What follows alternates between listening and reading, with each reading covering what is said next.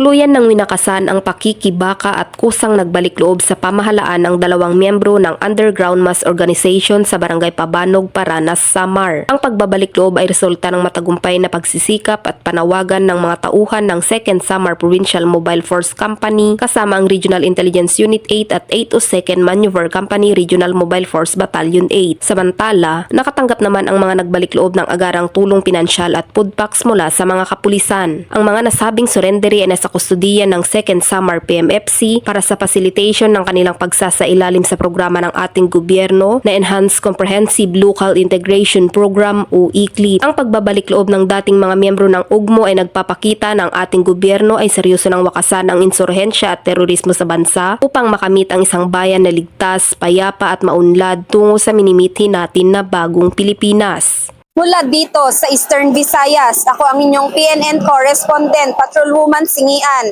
alagad ng batas, tagataguyod ng balitang pulis.